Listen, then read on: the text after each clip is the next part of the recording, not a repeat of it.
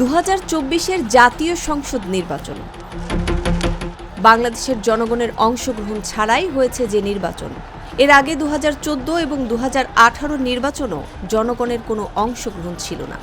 বিনা ভোটেই টানা 15 বছরের শাসন পরিচালনা করেছিল আওয়ামী লীগ সরকার। এবার আওয়ামী লীগ সরকার উৎখাতের কারণ উঠে এলো জাতিসংঘের প্রতিবেদনে। জাতিসংঘের অধিকার অফিস বলছে, 2024 সালের জুলাইয়ের মাঝামাঝি থেকে আগস্টের প্রথম দিকের ধারাবাহিক ঘটনাবলীর কারণেই বিগত সরকার উৎখাত হয়েছে এবং গণ অভ্যুত্থানের শেষ দিনগুলোতে সাময়িকভাবে ভাটা পড়া আন্দোলনে নিরাপত্তা বাহিনীর তৎপরতা রাস্তার বিক্ষোভকে পুনরায় উস্কে দিয়েছিল। রিপোর্টে বলা হয়েছে, কোটা ব্যবস্থা নিয়ে শিক্ষার্থীদের দাবির বিষয়ে বিক্ষোভকারীদের শান্ত করার জন্য সুপ্রিম কোর্টের সিদ্ধান্ত আসতে অনেক দেরি করছিল এবং সর্বোচ্চ আদালতের আদেশের আগে তৎকালীন প্রধানমন্ত্রী শেখ হাসিনার ভাষণ বিক্ষোভকারীদের নেতাদের কাছে কুটিল মনে হয়েছিল। যে মেধা আর কোটা নিয়ে, তো কোটা আর মেধা তো এক জিনিস না, তো এইখানে দ্বন্দ্বটা সৃষ্টি করে, এটা একটা ট্যাকটিস। তার মানে কি মুক্তিযোদ্ধার সন্তান নাতিপুতিরা কেউ মেধাবী না, যত রাজাকারের বাচ্চারা নাতিপুতি হলো মেধাবী, তাই না? এতে বলা হয়েছে, বিক্ষোভকারীদের শান্ত করার জন্য 2024 সালের জুলাই বিগত সরকার হাইকোর্টের কোটা সিদ্ধান্তের বিরুদ্ধে আপিলের অনুমতি দাখিল করে, যা মূলত বিক্ষোভের সূত্রপাত করেছিল।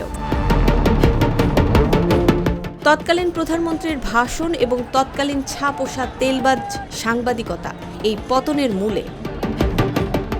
জাতিসংঘ রিপোর্টে উল্লেখ করা হয়েছে, কোটা আন্দোলনরত শিক্ষার্থীদের রাজাকার বলা এবং ছাত্রলীগের সন্ত্রাসকে মাঠে নামিয়ে শিক্ষার্থীদের উপর হামলা করার কারণে এই আন্দোলন আরও জোরদার হয়। বৈষম্য বিরোধী ছাত্র আন্দোলন দেশ জুড়ে কমপ্লিট শাটডাউন কর্মসূচির আহ্বান জানায়। প্রতিবেদনে উল্লেখ করা হয়েছে, 16 জুলাই রংপুরের আন্দোলনরত ছাত্র আবু সাইদের উপর যখন পুলিশ সদস্য প্রকাশ্যে গুলি ছোড়ে এবং সেই গুলিতে আবু সাইদের মৃত্যু হয়, তখন আন্দোলন রূপ নেয় ভিন্নভাবে। ফুঁসে ওঠে দেশের প্রতিটি জায়গার ছাত্র জনতা। জুলাই আন্দোলনের মোড় ঘুরে যায় বৈষম্য বিরোধী ছাত্র আন্দোলনের 6 জন নেতাকে যখন ডিবি পুলিশ তুলে নিয়ে যায়। প্রতিবেদনটিতে বলা হয়, যখন সাধারণ জনগণও রাস্তায় নেমে আসে এবং নিরাপত্তা বাহিনী এই পর্যায়ে প্রাণঘাতী শক্তি প্রয়োগের দিকে ঝুঁকে পড়ে, জনগণের শান্তিপূর্ণ অবস্থানকে ছত্রভঙ্গ করতে প্রাণঘাতী অস্ত্রের পাশাপাশি রাইফেল, পিস্তল ও শটগান ব্যবহার করতে শুরু করে। রাস্তার মানুষ থেকে শুরু করে বাড়ির মধ্যে থাকা ছোট্ট শিশুও যখন গুলিবিদ্ধ হয়ে মারা যায়, তখন আন্দোলনে যোগ দেয় দেশের আপামর জনগণ।